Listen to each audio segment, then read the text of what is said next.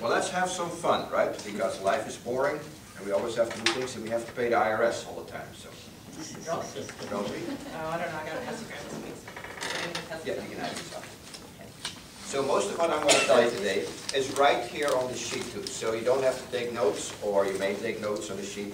You just can go right along and see what we're going to talk about.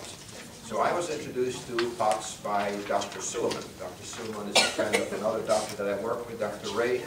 And at the clinic we work with people who have a variety of different problems. And so I came across Dr. Suleiman, and Dr. Suleiman retained me for some of his patients to help them with nutrition. And so through those patients, we picked out a couple of nutritional problems that they generally would have. And so let's go just a little bit to talk about. We're going to go, let's see here, the page that says, what was the precipitating event? Let's throw things out to the hip. Most of you weren't born with P.O.T.S. Okay? So, you know, you had some kind of event and then it got worse. And really, it generally is not just that you had that one event and then since then you got diagnosed with P.O.T.S, but it was a series of events that led up to it. And so that's usually what I look for, is when I talk to people, is okay, what all did you end up with in the end? So what started?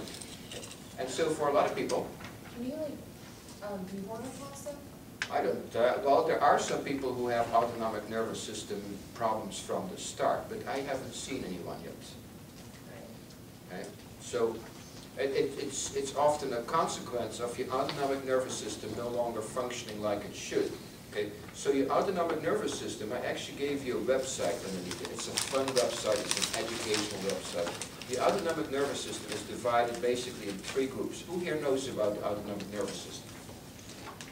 I know there are two sides. There's actually three. Okay? You have the sympathetic, you have the parasympathetic, and you have the enteric. And the sympathetic is the fight or flight. Everybody heard about the fight or flight, right? So that is your sympathetic, that's your go and do. Your parasympathetic is the one that relaxes you. And then you also have your enteric, and that's the one that's in your gut that really helps with your digestion. So those three kind of communicate with each other. And then you have some event that upsets the balance. And then it no longer functions like it should. So our autonomic nervous system is really like the guy who has those 7 plates that he's all wiggling at the same time and keeping up. And then something happens and a plate falls off and you can't get the balance back. That's what happens to the autonomic nervous system with P.O.T.S. You know, you have pressure in the wrong places. Your fluid is down here and it should be evenly divided here. Your smooth muscles down here are not functioning like they should. Okay, so the water is pulling in your legs. So then we go a little bit further. So then what you have to do, you have to get your blood pressure up. So the blood pressure goes up here to the heart and to the brain. And how do you do that? Okay, simplest way, add salt. Okay, but then if you have too much salt, what happens to your, what do your kidneys do? Out goes the salt. Okay, so but just having salt doesn't work the whole way. Okay, you also have to have water. Water always follows salt. So I often find people with P.O.T.S who do plenty of a good job on their salt, but a poor job on their water intake. Okay?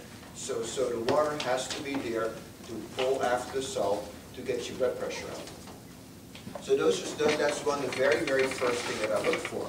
And generally water intake works better than soda intake. Okay? Because most of your sodas cause you to pee too. And really what you're trying to do is to have more water in your body than in your bladder. Right? Because if it's in your body, then your blood pressure goes up a little bit higher and you feel better. Except when you go to bed at night, because what happens then? All the fluid that's in your legs now is coming to the top, and now your heart goes thick it's just too much fluid. So many of you long-term P.O.T.S people will sleep on an incline. Do you sleep on an incline? I just tried it. No, okay, good. So you don't, it's not that bad, that's good. My daughter sleeps on an incline. Oh, okay. Still. Okay, good. So because that's one way that you can cope with it. But then when they come to me, I start looking, okay, what is all going on? So you can see my list. I'll take a look first at water intake, because the simplest solution to help you cope from day to day is to have sufficient salt and water. You know, back in the Middle Ages, salt was a currency, because salt supports our adrenal glands, and our adrenal glands sit here on our kidneys, and our adrenal glands control our sympathetic and parasympathetic system. Okay, so salt is really healthy. Bug likes my conference too. No, he usually likes me, yeah, right? Yeah, Okay, but I'm you're glad basically, you're out of the picture now. glad he went to you. He left you alone. Yes, Okay. so. So when I start asking people about this, even from before they had their class, I often find, you can see here, that they have food issues, meaning they eat pretty poorly. We're going to talk about food as well. And food is basically the same thing as gasoline for your car. Nobody would put poor gas in their car because nobody likes to get stuck. And nowadays, if you get stuck in traffic, what does it mean? Your car doesn't run, your air conditioner doesn't run. So now you get to sweat, right? That's no fun either. But it's amazing how the quality of food and the quantity or the lack of food that people put in their body not to take care of their body. Digestive issues. I see a lot of people who early on had digestive issues. And so what does this mean? If you have digestive issues, that means that you don't get the value out of your food. If you're one of those who has a lot of gas after you eat, then you're the kind that I call you have a $10 meal and then afterwards you blow off $6. Okay. That's a poor value of your cost. We also have the other kind, people are constipated. We also have people who have acid reflux and indigestion, or people who come to me and say, I have no digestive issues at all. Come to find out they only eat bananas and peaches, right? Because if they eat anything else, their system doesn't work. Okay? So that doesn't work either. Now why is food important? Because food nourishes your endocrine system, your glands. It also nourishes your nervous system. So if your nervous system doesn't get food, it doesn't work well. So that guy again that's balancing all those plates, he's going to get tired unless you feed him. And so sometimes you have an event which starts your P.O.T.S, or you really become aware that you have problems. And then you start thinking back, okay, what happened? That's what I want to know. But where did you go off? Okay, what is different? Allergies play a big role. Now, why would allergies have to do anything with blood pressure? Remember, your blood pressure works with your autonomic nervous system. And so what happens if you get attacked by a lot of pollen? Okay, that's an attack. What does that do to your system? It activates your sympathetic system, your fight or flight system. So right away, your adrenals are involved in dealing with allergies. So now they don't have time to deal with what? Your blood pressure, your muscle control. Okay?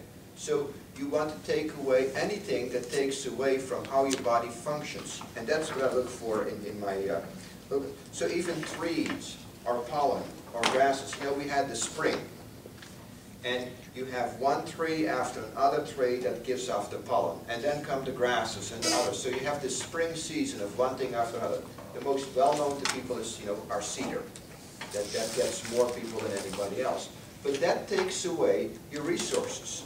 Okay? It's like paying a tax that takes out money out of your billfold, and then you don't have it to pay to use for other issues. So we want to minimize those. Foods, you can actually get food allergies as well too, and you may not know it. Or actually, what happens to more people is they really didn't have any food allergies or any other problems, but then they had a series of events, and then they started getting problems. For example, you probably each and every day, if you walk around, you will never stumble. But if you go all day and you just go without sleep for 2 days, you're going to be tired. And now you're going to stumble, and you're going to stumble over and over again. So meaning your system isn't functioning as well enough. It is tired, and so now you're going to have a host of problems. You're going to stumble enough, you're going to fall down, break an arm, or do something like that. Well, internally, that's exactly the same thing happens. Your system gets stressed enough, okay, by poor digestion, poor food, not enough water, okay, or allergies, and it can't cope with another insult. In your case, your daughter, it was canoeing, right? Or something like that. Boating. Boating, Boating, okay? Or there are other physical events that can cause this start. And basically what happened is that you had all your resources used up, and you had nothing left for that one event that everybody else can go through and can't cope with. Okay? So then you just want to change that. Then I find that people who have gluten or gliadin sensitive, they're wheat sensitive. Wheat, barley, rye, and oats. Oats because it's contaminated with wheat. And we're finding more and more of those people who are sensitive to wheat. One of those, it's not even a food allergy, it's something that much stronger than that. And so we find that many people have that too, but many people actually have the genes to where they would be wheat sensitive, but because overall they're so healthy, it doesn't affect them. But then when they get the event and they have the several stumbling blocks, all of a sudden this becomes very easy and it adds to the things that are added that are going on. Then you have the fun. Once you're diagnosed with one problem or another, they start experimenting, right? The first thing that we do is when we're not healthy, we go to the doctor. Doctors are great guys because they always want to help you. And so they're going to use every tool that they have to help you. Now their basic tool is what? The prescription pad, right?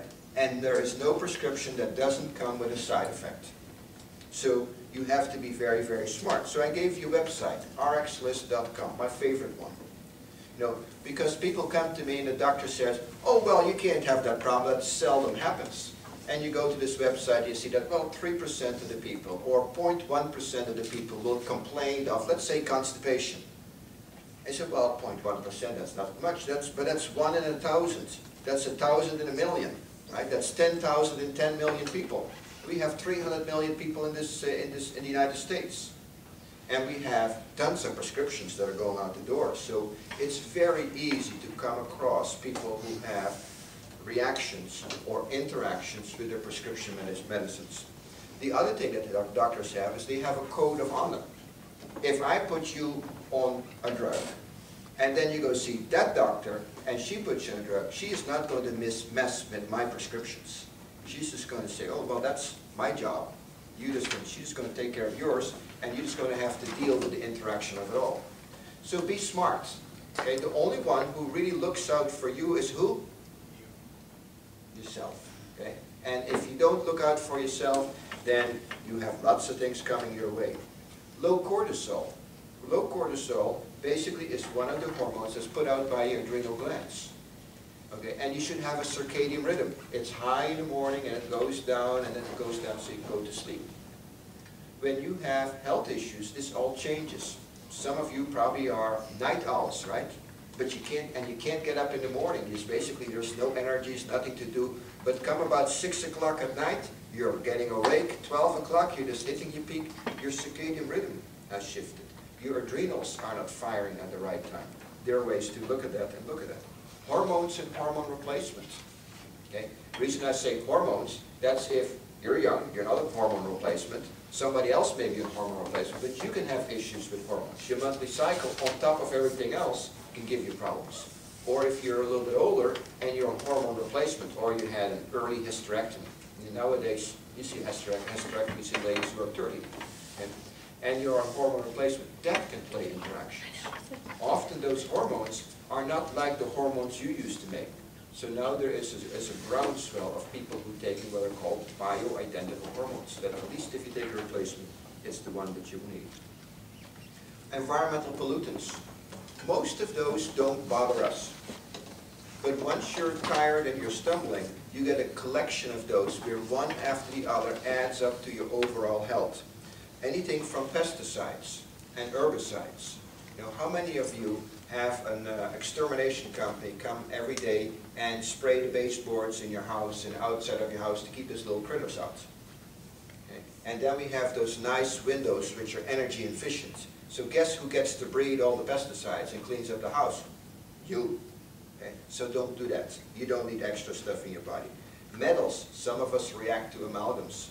Actually, what really happens is we get a gold crown and we get a silver crown, and now we have a battery in our mouth. That can play a role. Okay? The chemicals such as plastic. Did you notice? I have a glass bottle. Okay? Real glass. Some of you have plastic bottles. Why does this plastic bottle over here not break when I throw it on the ground? Because it's full of plasticizers. The plasticizers are hormone mimics. You don't need those in your body. If you already have poor health, then your tolerance for more abuse is very low. So I use clean water from a water filter, put it in a glass bottle. If you ever want to know, in one day find out, you take your glass bottle of water, you put it in your car, and you just let it sit for a day. And then you go take a sip of that water. What do you taste? Funky water. What do I taste? Straight water. It may be warm, but it's still water. It can go hot and cold, hot and cold. If you take that plastic bottle and you put it in your car, and you let it go hot and cold 3